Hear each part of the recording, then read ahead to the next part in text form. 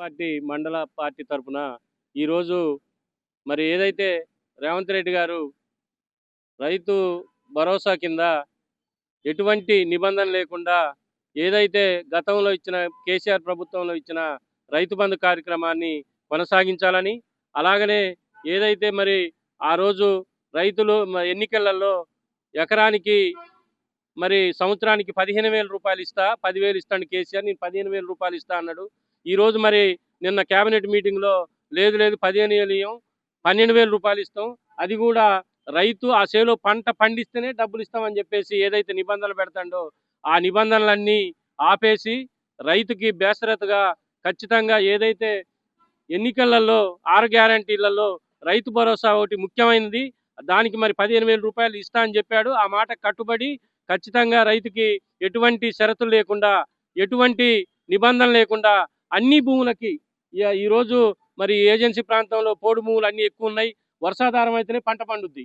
మరి ఆ పంట పండితే ఆ ఒక్క పంటకే ఇస్తానంటే మరి రెండో పంట పరిస్థితి ఏంటి? గతంలో ప్రభుత్వం ఏదైతే ఎటువంటి షరతులు లేకుండా అన్ని భూములకి రైతు బంధు ఇచ్చిందో మరి ఈరోజు రేవంత్ రెడ్డి కూడా ఖచ్చితంగా అన్ని భూములకి రైతు భరోసా కింద ఇవ్వాలి.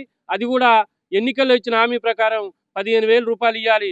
లేదంటే రాష్ట్ర వ్యాప్తంగా బీఆర్ఎస్ పార్టీ తరఫున పెద్ద ఎత్తున ఆందోళన చేస్తాం. రైతులందరినీ కలుపుకొని ఈరోజు ఇవాళ కాకపోతే రేపు భవిష్యత్తులో కూడా పెద్ద ఎత్తున మరి రోడ్లెమ్మటి రైతులను తీసుకొని అది రైతు భరోసా 15,000 రూపాయలు ఇచ్చే వరకు ఖచ్చితంగా ఆయన మెడలు ఉంచి రైతులకి న్యాయం చేసే వరకు మా పార్టీ బీఆర్ఎస్ పార్టీ రైతులకి అండగా ఉంటుందని ఈ సందర్భంగా తెలియజేస్తూ, ఈరోజు మేము దీనికి రైతులకి 12,000 ఇస్తాడని చెప్పేసి అనటం వల్ల దీనికి నిరసనగా తహసీల్దార్ ఆఫీస్ కార్యాలయంలోకి వెళ్ళి ఖచ్చితంగా మరి నిరసన వ్యక్తం చేసి ఆయనకి ఎటువంటి షరతులు లేకుండా రైతులకు 10,000 రూపాయలు ఇవ్వాలని చెప్పి డిమాండ్ చేస్తున్నాం. కూడా ఈ రెండు మండలను పట్టించకపోవడం అనేటువంటి నిజంగా శోచనీయం. ఈ ప్రాంతాన్ని పట్టించుకో ఏదైతే ప్రతిపక్షం ఉన్నటువంటి మాట్లాడింది, ఈ రోజు ఉన్నటువంటి గద్దెనెక్కిన తర్వాత మినిస్టర్ అయిన తర్వాత ఈ రోడ్ల విషయాలు పట్టించకపోవడం నిజంగా శోచనీయం. తప్పకుండా ఏదైతే రోడ్లను నిర్మించకపోతే ఈ ప్రాంతంలో ఉన్నటువంటి అందరూ కూడా రోడ్లెక్కి మరి తీవ్రమైన ఉద్యమం చేస్తామని ప్రభుత్వాన్ని హెచ్చరిస్తున్నాం. ఈరోజు ములుగు జిల్లాలోని వెంకటాపురం, వాజేడు మండలాల యొక్క రోడ్ల పరిస్థితి చాలా అధ్వానంగా ఉన్నది. తెలంగాణ రాష్ట్ర ప్రభుత్వం ఏర్పడ్డ తర్వాత రోడ్లు బాగుపడతాయని చెప్పి, రవాణా సౌకర్యాలు మెరుగుపడతాయని చెప్పేసి ప్రజలంతా భావించి మరి ఈరోజు ఓట్లేస్తే ప్రభుత్వం ప్రజల యొక్క రవాణా సౌకర్యాలను పూర్తిగా మరి విస్మరించడం జరుగుతుంది.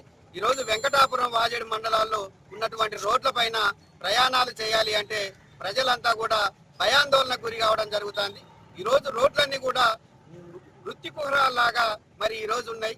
ప్రయాణం మొదలు పెడితే ఈరోజు మరి గమ్యాన్ని చేరతాం అనే కూడా భయం, నమ్మకం కూడా లేనటువంటి ఒక దౌర్భాగ్యమైనటువంటి పరిస్థితి ఈరోజు మరి వెంకటాపురం, వాజేడు మండలాల రోడ్ల పరిస్థితి ఆ విధంగా ఉన్నది.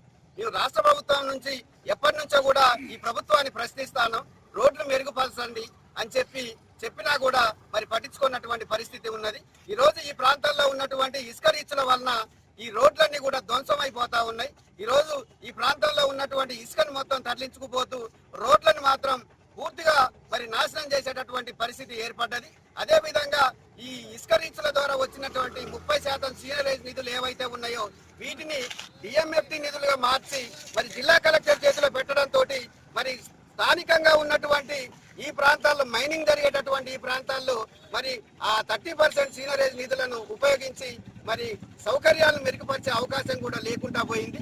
కాబట్టి ఈ ప్రాంతంలో ఇసుక రీచ్లను కూడా పూర్తిగా బ్యాన్ చేసినట్లయితేనే ఈ ప్రాంతంలో మరి ప్రజా రవాణా మెరుగుపడుతుందని మేము తెలియజేస్తున్నాం.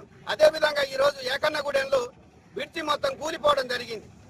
ఆర్ఎంబి శాఖ నిర్లక్ష్యం వలన ఈ ప్రాంతంలో ఉన్నటువంటి రవాణా అంతా కూడా ధ్వంసమైపోతా ఉన్నది. ఆ బ్రిడ్జి మొత్తము కూలిపోయే దశకు రావడంతో ఇప్పుడు వచ్చి ఈ ఆర్ఎంబి శాఖ వాళ్ళు మరి ప్రయత్నాలు చేస్తా ఉన్నారు.